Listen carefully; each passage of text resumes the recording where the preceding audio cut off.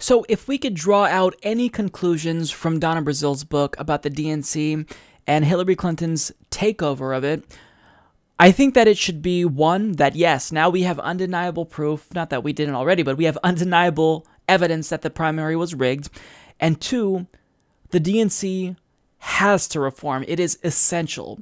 And Bernie Sanders knows this, and he actually penned an op-ed in Politico to explain specifically how they can reform and begin to rebuild the trust they lost in 2016. So he writes, victories in Virginia, New Jersey, Washington, Maine, and other states around the country on Tuesday are an important first step in pushing back against Trump's radical agenda. It was especially gratifying to see thousands of working people and young people jump into the political process, volunteering, knocking on doors, and winning elections to state legislatures, city councils, and school boards. But the longer-term trend for the Democratic Party is worrisome. Donna Brazile's recent book makes it abundantly clear how important it is to bring fundamental reforms to the Democratic Party. The party cannot remain an institution largely dominated by the wealthy and inside the Beltway consultants. It must open its doors and welcome into its ranks millions of working people and young people who desperately want to be involved in determining the future of our nation.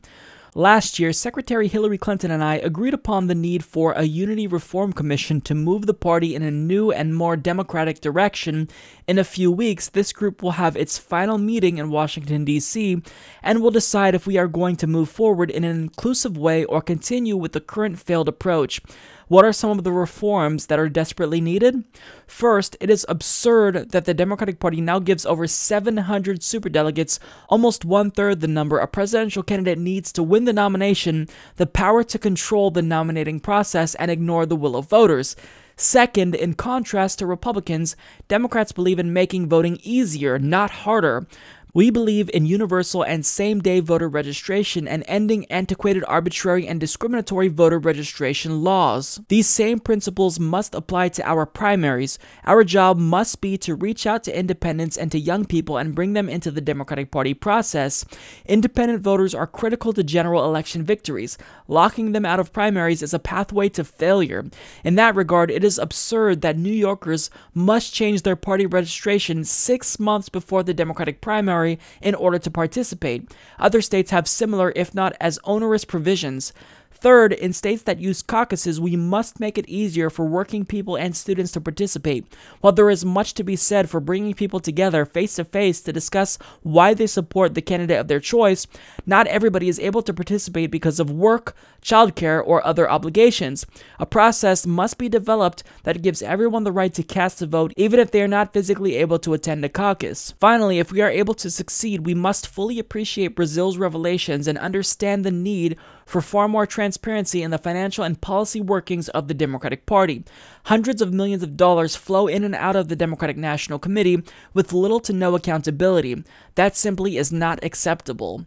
At a time when we have a Republican president and Republican Party whose leadership and agenda are strongly opposed by the American people, now is the time for real change. It is critical that we come together and reform the Democratic Party. When we do that, we will win local, state, and national elections and transform our country. I agree with everything that he said here. And the fact that he even has to say that we still need to do these things, the fact that the DNC didn't immediately act to do these things after Hillary Clinton lost to Donald Trump is mind-boggling to me. And the problem is that all of these reforms that he's calling on, most likely they won't be adopted. And look, I hope that I'm proven wrong. I want to come out and say that I was wrong about this, but when you look at the Unity Reform Commission, Bernie Sanders was able to appoint 7 representatives, Hillary Clinton got 9, and Tom Perez gets 3. So if the Sanders representatives say we want to abolish superdelegates, well, the Clinton and Tom Perez appointees can just say, no, we vote it down, and then it won't be adopted. And they could do this for any and every type of reform that's being put forward. So how can we implement these processes if the Unity Reform Commission, the commission that is designed, or that should be designed anyways, to bring both warring wings of the party together, is lopsided and favors Hillary Clinton over Bernie Sanders? How can we even get these reforms if the process to reform the party is rigged?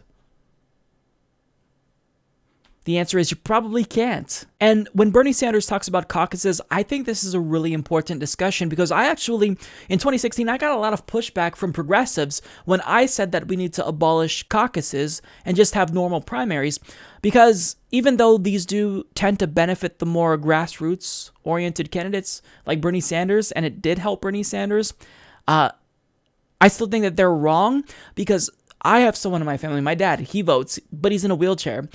For him to have to leave his house for multiple hours and participate in a caucus, this would be really difficult. It would be so taxing on him. He's a dialysis patient. So if the caucus was held on a day where he had to do dialysis, he would be wiped out, completely exhausted. It would be basically impossible. Caucuses they're just unfair. They make it really difficult for people to participate. And even if that hurts Bernie Sanders, or I don't think it necessarily hurts him, but it certainly doesn't help him, I think we need to do the thing that strengthens democracy, because I care about democracy. Small d democracy is really important. So I'm consistent here. We have to do everything to increase democracy in this country. We need universal registration. We need to abolish superdelegates. We need open primaries in all 50 states.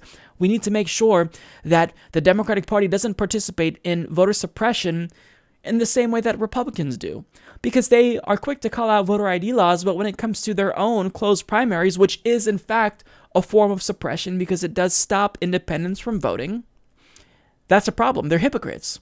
So all of these reforms that Bernie Sanders is recommending, they're crucial, but we'll wait and see if they actually do get implemented and codified. But at this point, I'm pretty skeptical, but I hope that I'm proven wrong. Probably won't be the case. I think the only way we can get true reform is if Bernie Sanders runs to be the president in the Democratic Party again, and he wins the nomination. Then he can take control of the DNC in the way that Hillary Clinton was supposed to be able to control more of the DNC after she actually won the nomination. So then he can make these hopefully sweeping changes that will have a lasting impact on democracy in this country. But, we're going to have to wait and see, because at this point, we have no reason to give the DNC the benefit of the doubt, and Tom Perez has shown us that he doesn't just not care about progressives, he actually has contempt for us, hence why he purged progressives from the DNC. So, we'll see, but these are reforms that are absolutely crucial, and again, the fact that Bernie has to even come out and call for these reforms